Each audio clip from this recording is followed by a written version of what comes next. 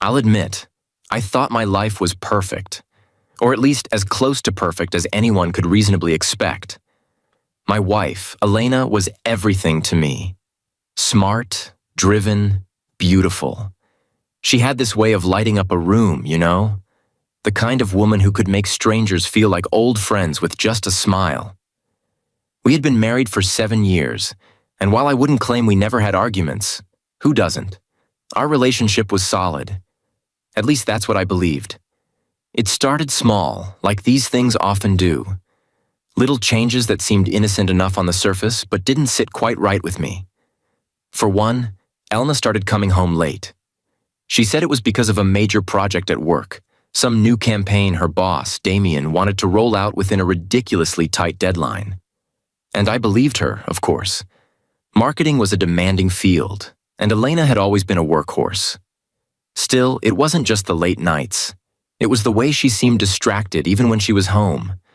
She'd stare at her phone, typing furiously, then quickly lock it whenever I walked into the room. That was new. I didn't want to be that husband, the suspicious, overbearing type. I trusted Elena, at least I wanted to. But there were other things too. For one, she started mentioning her boss more often. Damien this, Damien that. At first, it didn't bother me. It was normal to talk about your boss, right? But it wasn't what she said that stuck with me. It was how she said it. There was a spark in her tone, an edge of admiration that I hadn't heard before. Damien's so brilliant, she'd say. He always knows exactly how to push the team to do their best. Push the team? Right. I could have ignored it, written it off as professional respect. But then I met the guy. It was at a company dinner. Damien was, well, everything Elena had said. Charismatic, confident, tall, sharp-dressed, the kind of man who walked into a room and expected the world to stop and pay attention. And it did.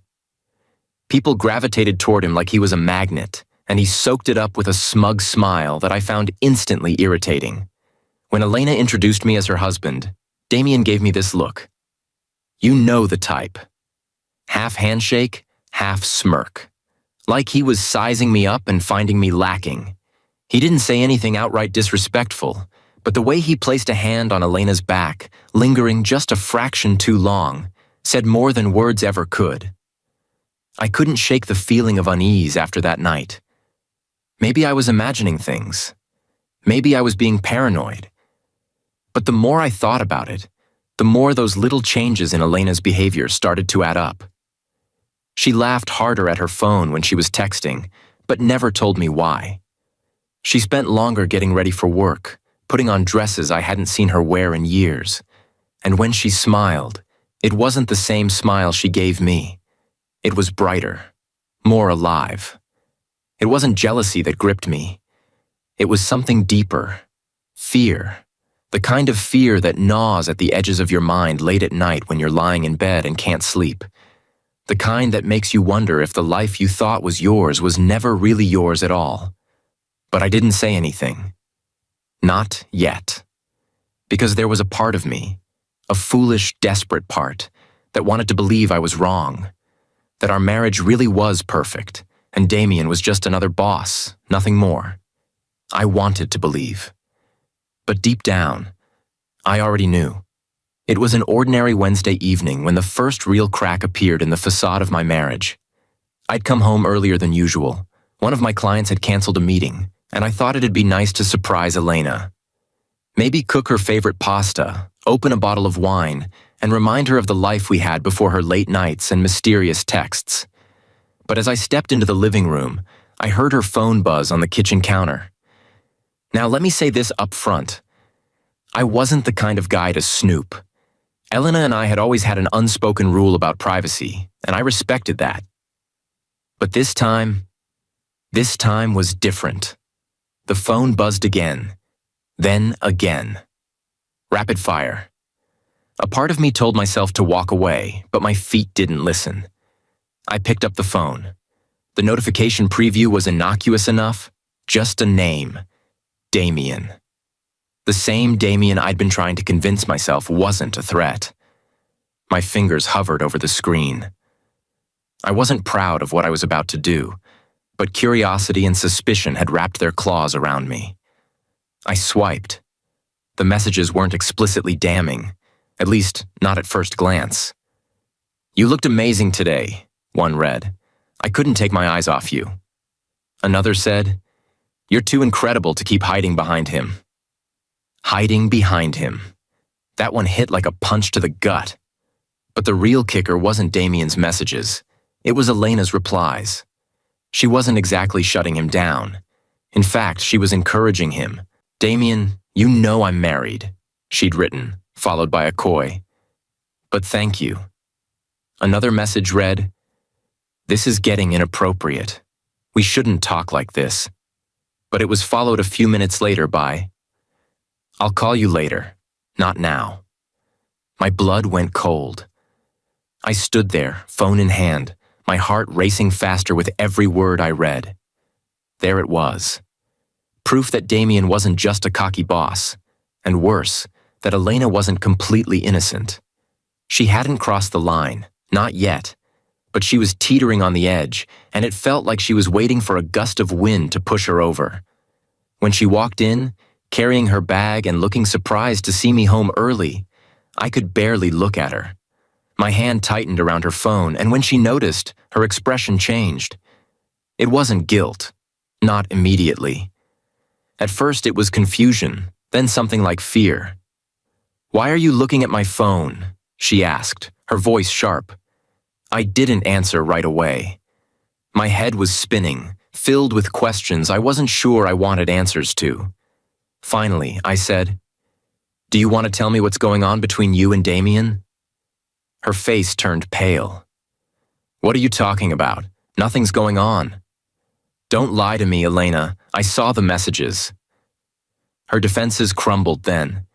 She sat down at the dining table, her hands trembling. "He's been messaging me, but I haven't done anything, Alex. I swear I wanted to believe her. God, I wanted to believe her so badly. But the evidence was there, staring me in the face. "You haven't done anything?" I echoed. "Then why are you texting him back? Why are you calling him? Why are you letting this happen?" She didn't have a good answer. Or maybe she didn't have an answer at all. She just kept repeating, "I'm sorry." Like it would somehow erase the betrayal. Like it would undo the knot twisting tighter and tighter in my chest. That night, we barely spoke. I slept in the guest room, staring at the ceiling and wondering how the woman I loved, trusted, could let someone like Damien worm his way into our lives. The messages had been vague, yes, but the intent was clear. He wanted my wife. And worse, part of her seemed to want him back. I should have confronted Damien right then and there. I should have marched into his office and made it clear that he wasn't going to ruin my marriage. But I didn't. Because deep down, I knew this wasn't just about Damien. It was about us. About the cracks in our foundation that I hadn't seen until it was too late. And now, all I could do was wait. Wait and see if the woman I married was still the woman lying in the next room. I thought I could handle it. After the discovery of those texts, I figured Damien would back off once Elena and I addressed it. She promised that she would set boundaries and keep things professional. And like the trusting fool I was, I wanted to believe her. But Damien didn't back off. If anything, he pushed harder, like a predator circling its prey. The first real provocation came a week later. Elena and I attended a company dinner, one of those pretentious corporate events where everyone wears overpriced suits and pretends to like the hors d'oeuvres. I wasn't thrilled about going, especially after everything that had happened, but Elena insisted. "It'll be good for us," she said. "For appearances." I didn't argue. Maybe I should have. The moment we arrived, I could feel Damien's presence in the room, even before I saw him. It was like he exuded this aura of smug self-assurance that made my skin crawl. When we finally crossed paths, He greeted Elena first, of course, with that infuriatingly familiar smile. "Elena," he said, his voice dripping with charm. "You look stunning, as always." Then, turning to me, he added, "And you must be Alex. I've heard so much about you." There it was, the smirk, the condescension, the subtle jab hiding beneath a polite facade. I shook his hand, gripping harder than necessary, and forced a smile. "Likewise," I said, though the words tasted bitter. Damien didn't let up all evening. Every chance he got, he inserted himself into our space, pulling Elena into conversations that I wasn't part of, laughing a little too hard at her jokes, leaning in just a little too close. It wasn't overt, not enough to cause a scene, but it was enough to make my blood boil. And he knew it. I could see it in the way he glanced at me out of the corner of his eye, a flicker of amusement, like he was enjoying the game. Then came the moment that pushed me over the edge. Toward the end of the night, Damien made a toast. He stood at the head of the room, glass in hand, and delivered a speech that was all about teamwork, ambition, and gratitude for the amazing people who made his success possible. But it was the way he looked directly at Elena as he said, "To those who inspire us in ways we can't put into words," that made my jaw tighten. The room erupted in polite applause, but I could barely hear it over the sound of my own pulse pounding in my ears. Later, as we prepared to leave, Damien approached us again. This time, he was bolder. "Alex," he said, clapping me on the shoulder. "You're a lucky man. Elena's one of a kind. I don't know how you managed to snag her, but well done." He winked, actually winked, like we were in on some private joke. I clenched my fists, struggling to keep my composure. "Yes," I said, my voice tight. "I am lucky, and I plan to keep it that way." Damien just smiled, unbothered, and turned back to Elena. "See you in the office, Elena. Don't work too hard. I need you at your best." That night, as we drove home, I could barely speak. Elena tried to justify his behavior, saying he was just charming and a little overconfident. But I wasn't buying it. This wasn't just charm. This was a challenge. Damien wasn't just coming after my wife. He was coming after my dignity, my manhood, my marriage. And he thought he could get away with it. That was the moment I knew. Damien wasn't going to stop until he got what he wanted. And if I didn't do something, if I didn't find a way to put him in his place, I was going to lose everything. By the time we got home from that insufferable dinner, I couldn't sit still. I paced the living room like a caged animal, my mind racing with every smug look, every loaded word Damien had thrown my way. Elena had gone upstairs, claiming she was too tired to talk, but I knew better. She didn't want to face the storm brewing inside me. And honestly, maybe it was for the best. I wasn't ready to talk to her either. Not yet. No, my mind was elsewhere, focused entirely on Damien. That man wasn't just testing the limits of my patience. He was testing the boundaries of my marriage. And the worst part? He thought he could get away with it. He thought he could walk into my life, undermine me at every turn, and still sleep easy at night. Not on my watch. I sat down at my desk, powered up my laptop, and started digging. If Damien wanted to play games, I was going to change the rules. The first thing I needed was information, real, actionable dirt I could use to bring him down. And not just in a petty way. No, this had to be thorough, devastating, the kind of takedown he wouldn't see coming until it was too late. I started with his social media. It was easy enough to find. Men like Damien loved flaunting their so-called success online. Every post was a carefully curated display of wealth and power.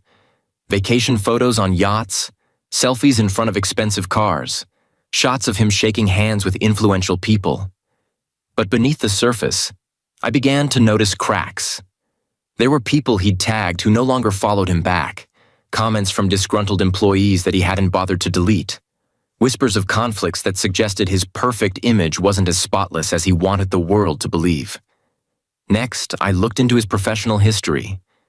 A quick search revealed that Damien had worked at several high-profile companies before landing his current position. But the timeline didn't add up. He'd left his previous jobs too quickly, and there were no glowing recommendations attached to his name. It was subtle, but it hinted at trouble, maybe even scandal. The kind of thing that could ruin a man like him if it came to light. Still, this wasn't enough. I needed something concrete, something undeniable. So I did what any desperate man would do. I hired a private investigator. It wasn't a decision I made lightly. I hated the idea of stooping to Damien's level. But I couldn't risk leaving anything to chance. If there was skeletons in his closet, I was going to find them. While I waited for the investigator's report, I started laying the groundwork for my plan. I reached out to a friend in cybersecurity, a guy named Jake who owed me a favor from way back. I didn't tell him everything, just that I needed help setting up surveillance on someone. Jake, ever the curious tech wizard, agreed without hesitation. With Jake's help, I set up a small program that allowed me to monitor Damien's emails and communications without leaving a trace. It was risky, sure, but I was past the point of playing it safe. If Damien wanted to threaten my marriage, then I was going to hit him where it hurt: his career, his reputation, and his pride. The first night I accessed Damien's emails, I found exactly what I was looking for: proof that he wasn't just pursuing Elena. He was also targeting other women in the office. Messages filled with thinly veiled threats and promises of promotions in exchange for loyalty. It made my stomach turn. But more than that, it gave me ammunition. I didn't tell Elena what I was doing. Not yet. She would have tried to stop me, told me I was overreacting or letting my anger cloud my judgment. But this wasn't just about anger. It was about justice. It was about making sure Damien understood, once and for all, that he'd crossed the wrong man. By the time I finished my research, I had everything I needed to destroy him. And as I stared at the folder of evidence on my computer, I felt a sense of clarity I hadn't felt in weeks. This wasn't just a plan. It was a promise. Damien had started this war, but I was going to finish it. It's strange how silence can say more than words. For days after I started my plan, that's exactly what filled the space between Elena and me. Silence. It wasn't the kind of comfortable quiet we used to share when we'd sit on the couch reading or just enjoying each other's company. No, this was heavy, awkward, almost suffocating. She felt it too. I could see it in the way she avoided my gaze, her hands fidgeting nervously whenever we crossed paths. I wasn't sure if I wanted to confront her again or let her stew in her guilt. Part of me wanted to lash out, to demand answers I wasn't sure I'd even believe. But another part of me, the part that still loved her, that wanted to fix what was broken, held back. I needed her to come to me this time, to prove she cared enough to make things right. It didn't happen right away. At first, Elena kept up appearances, acting like everything was fine. She went to work, came home, and went through the motions like nothing had changed. But I noticed the cracks. She stopped mentioning Damien entirely, which I found suspicious in itself. Her phone was always in her bag or face down on the counter, and she avoided any situation where I might glance at it. She wasn't as good at hiding things as she thought. Then, one night, she finally broke. It was late, past midnight, and I was in the kitchen, staring blankly at a cup of tea I didn't really want. I heard her footsteps on the stairs and looked up to see her standing in the doorway, her eyes red and puffy like she'd been crying. "Alex," she said softly, her voice barely above a whisper. "Can we talk?" I didn't answer right away. Instead, I gestured for her to sit, watching as she hesitated before pulling out a chair at the table. She looked small, vulnerable, like the weight of everything was finally crushing her. "I've been thinking," she began, her hands trembling as she clasped them together on the table, "about everything, about us. And I need to tell you the truth." I leaned back in my chair, crossing my arms. I'm listening. She took a deep breath, and the words started pouring out. How Damien had been relentless, how his charm and confidence had made her feel flattered in a way she hadn't felt in years. It was stupid, she said, tears streaming down her face. I never meant for it to go this far. I thought I could handle it, that I could draw the line, but I didn't. Not soon enough. Her confession hit me like a punch to the gut, but there was something in her voice, raw and desperate, that stopped me from walking away. Why didn't you tell me sooner? I asked, my voice quieter than I expected. Why did you let it get to this point? She looked down at her hands, ashamed. Because I was afraid. Afraid of losing you. Afraid you'd think I didn't love you anymore. But I do, Alex. I love you so much, and I hate myself for letting him get into my head. I wanted to believe her. God, I wanted to believe her so badly. But trust doesn't rebuild itself overnight. Words aren't enough, Elena, I said finally. If you really mean that, you need to prove it. To me? To us. She nodded, wiping her tears. I will. I'll quit my job if that's what it takes. I'll cut all ties with him. Just tell me what I need to do. I didn't answer right away. Instead, I reached across the table and took her hand, squeezing it lightly. We'll figure it out, I said. But it's going to take time and effort from both of us. That night, for the first time in weeks, we slept in the same bed. It wasn't perfect. There was still a wall of uncertainty between us, but it was a start. And as I lay there, listening to her breathing softly beside me, I realized something important. I wanted to fight for us. But Damien, he still had to pay. I'm not a man who enjoys theatrics, but if there was one thing I learned about Damien, it was that his entire persona was built on spectacle. He thrived in the spotlight, feeding on admiration and power like a parasite. If I was going to take him down, I couldn't just expose him quietly. No, I had to hit him where it hurt most, right in the center of his carefully constructed stage. It started with planning, meticulous and deliberate. I spent days mapping out every angle, every possibility. Damien had his corporate claws sunk deep into Elena's company, but I knew his behavior extended far beyond her. The emails I'd intercepted were only the tip of the iceberg. There were others, women in the office, subordinates who'd suffered under his so-called mentorship. Some had quit. Others had stayed, perhaps out of fear or necessity. But all of them had stories. I started reaching out anonymously, carefully navigating the web of people he'd wronged. At first, responses were slow. Many didn't want to talk, afraid of retaliation or simply wanting to move on. But then, one by one, they began to open up. Some emails, some calls. Each story painted a picture of a man who used his position not just to climb the ladder, but to kick others off of it. Damien wasn't just a predator. He was a ticking time bomb of arrogance and impropriety. I compiled everything: testimonies, evidence, even financial discrepancies that suggested Damien had been padding his expense reports and funneling money toward personal luxuries. The more I uncovered, the clearer it became that his entire career was a house of cards. All I had to do was give it a nudge. The opportunity presented itself in the form of a quarterly corporate gala. Elena's company spared no expense for these events. Fancy venues, catered dinners, the whole 9 yards. Damien, of course, was set to deliver the keynote speech. It was perfect. Everyone who mattered would be there: executives, investors, clients, an audience primed for his downfall. On the day of the gala, I arrived early under the guise of accompanying Elena. She knew something was up.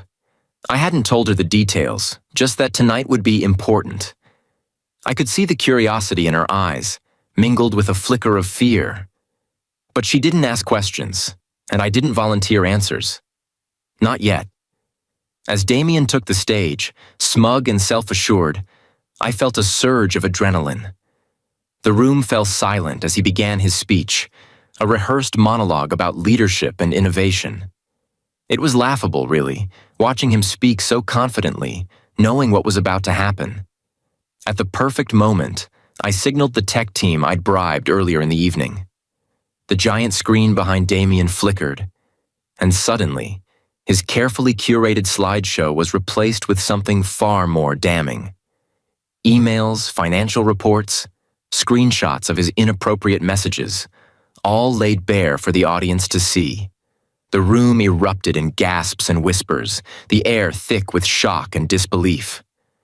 Damien froze, his expression a mix of confusion and terror. This is a mistake," he stammered, trying to regain control. But it was too late. The whispers grew louder, and a few brave souls started to stand up, demanding explanations.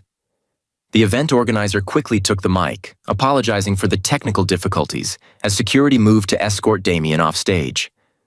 I stood at the back of the room, watching the chaos unfold. For the first time in weeks, I felt a sense of satisfaction, not just for myself, but for everyone Damien had manipulated, disrespected, and discarded. Elena, standing beside me, looked at me with wide eyes. "Did you?" she started to ask, but I shook my head. "Let's just say karma has a way of catching up," I replied, keeping my voice low. As we left the venue, I could feel Damien's empire crumbling behind us. But this was only the beginning. His humiliation was public, yes, but the fallout, legal, financial, and personal, was still to come. And I intended to savor every second of it. The morning after the gala felt like the calm after a storm.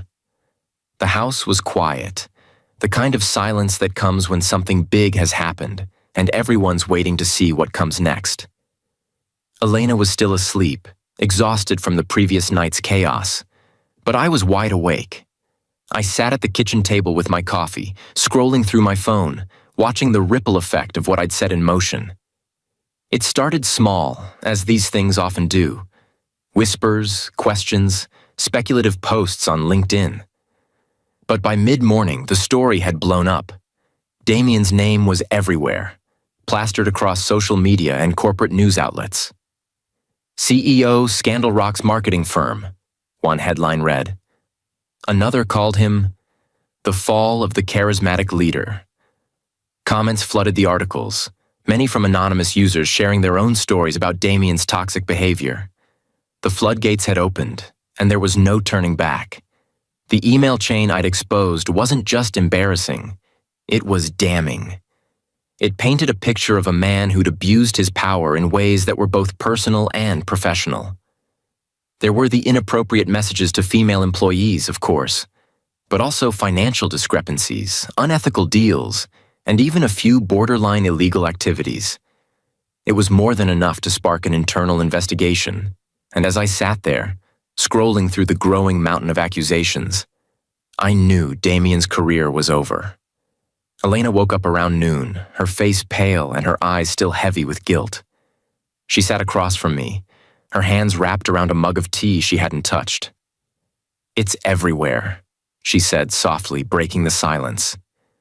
"The news, the emails. Alex, this is huge." I nodded but didn't say anything. I wasn't sure what she wanted me to say. Was she relieved? Angry? Afraid? Part of me wanted to ask her, but the other part, the part still nursing the wounds of her betrayal, held back. Let her process it, I told myself. Let her sit with the consequences, just like Damien. By the afternoon, things escalated. Damien's office released a statement announcing his temporary leave of absence pending an investigation. It was corporate speak for, "You're done, but we need to save face." Former employees started coming forward publicly, sharing stories of harassment, intimidation, and manipulation. Damien's polished image was unraveling thread by thread, and I couldn't help but feel a sense of satisfaction. But the moment that truly hit home came later that evening. I got a call from my private investigator, the same one who'd helped me gather the evidence. "You're not going to believe this," he said, his voice tinged with amusement. Damien's wife just filed for divorce. Turns out she'd been suspicious for years, but didn't have the proof until now. Your little stunt gave her everything she needed. I leaned back in my chair, letting the words sink in. Damien wasn't just losing his job. He was losing everything. His career, his reputation, his family. The man who'd tried to undermine me, to take what wasn't his, was finally paying the price for his arrogance. Elena and I watched the news that night in silence. Damien's face was plastered across the screen, his expression a mixture of anger and desperation as reporters hounded him outside his home. "Do you have any comment on the allegations?" one shouted. "Is it true you've been suspended? What about the lawsuits?" He didn't answer. He just pushed past them, his once confident stride now a frantic shuffle. It was surreal, watching the man who'd loomed so large in my life reduced to this. And for the first time in weeks, I felt a weight lift off my chest. "This is justice," I said quietly, more to myself than to Elena. She didn't respond, but I could see the emotions warring on her face. Relief, guilt, maybe even a flicker of pride. Damien was gone, and with him, the shadow he'd cast over our marriage. But as satisfying as it was, I knew this wasn't the end. Damien's downfall was complete, but my journey with Elena was far from over. There was still work to do, wounds to heal, and trust to rebuild. But for now, I let myself enjoy the moment, knowing I'd taken back control of my life and my marriage. Damien might have thought he was untouchable, but in the end, he learned the hard way that no one is above consequences. After Damien's fall, our house felt like a battlefield after the war.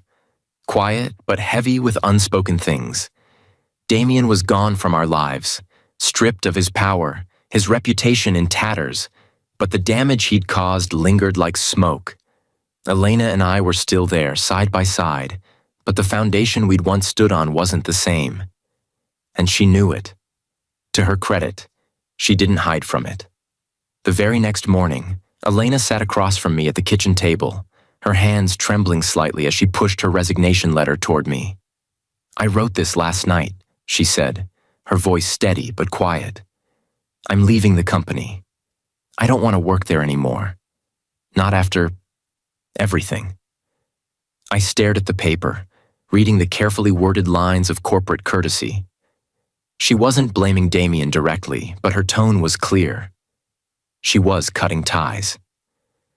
"You don't have to do this because of me," I said finally, though part of me was relieved. "If you love your job—" "I don't," she interrupted, meeting my eyes for the first time in what felt like weeks. "Not anymore. It's not just the memories or the shame.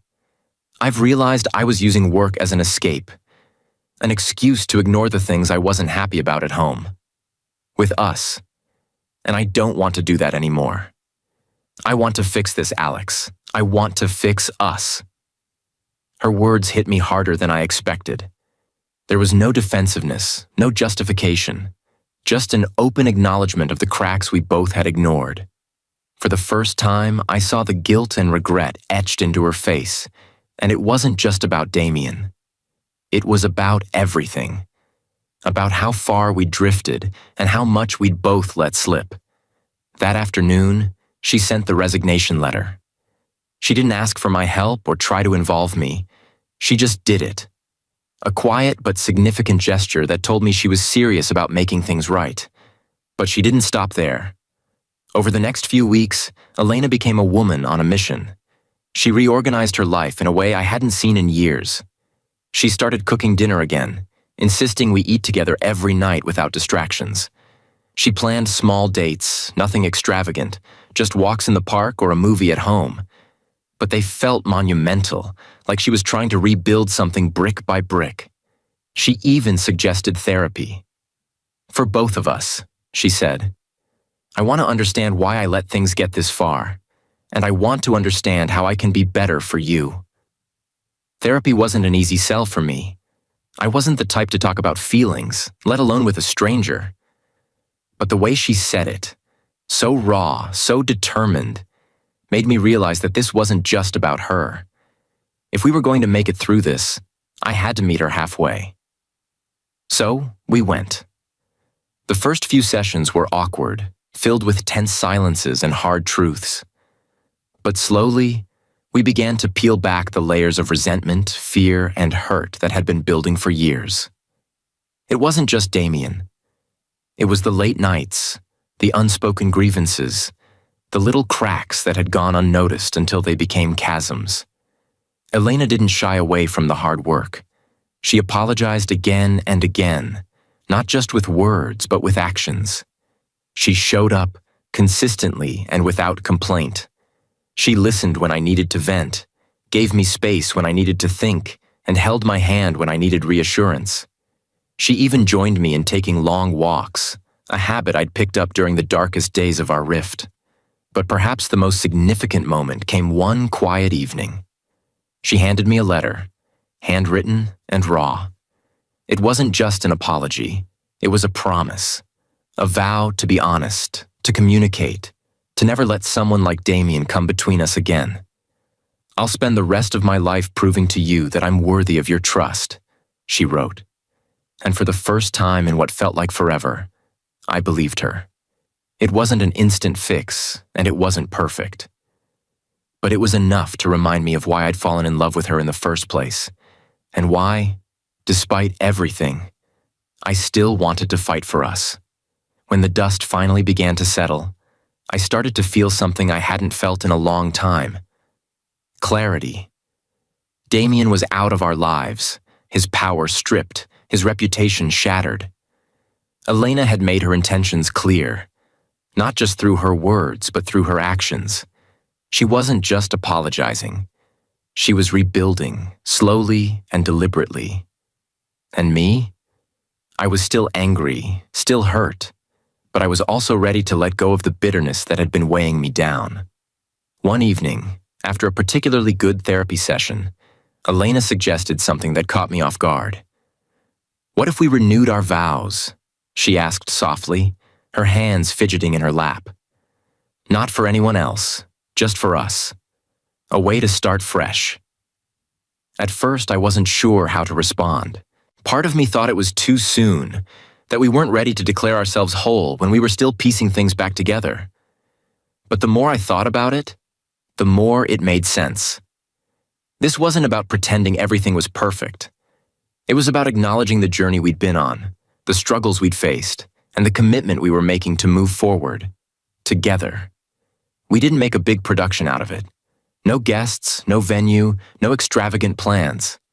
Just the two of us, standing in our backyard under the soft glow of string lights Elena had insisted on hanging.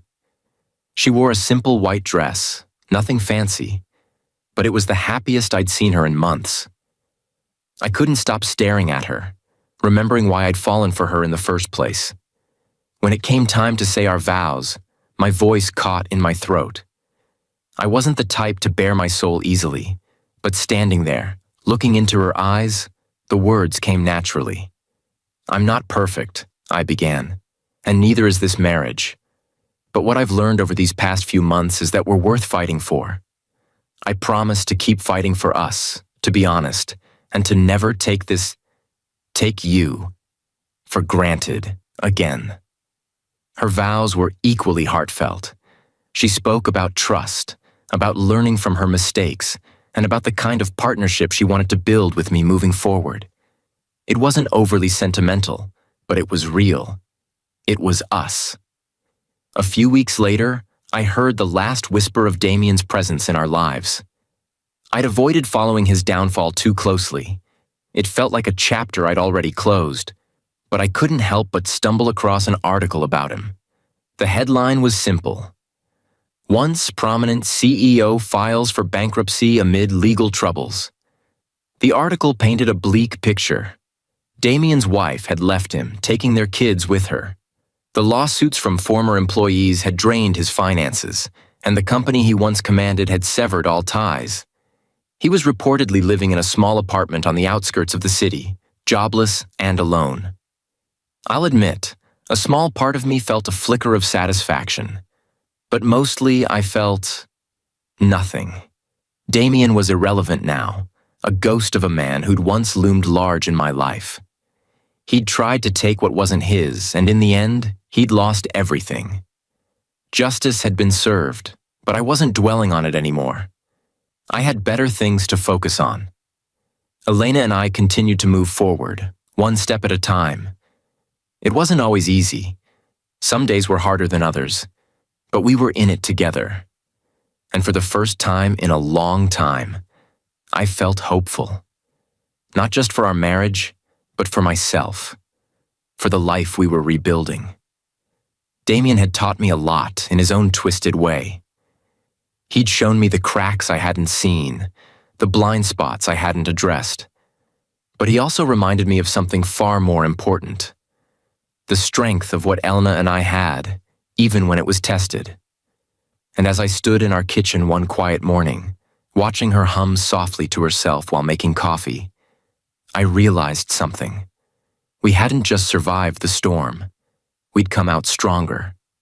And no one could take that away from us again.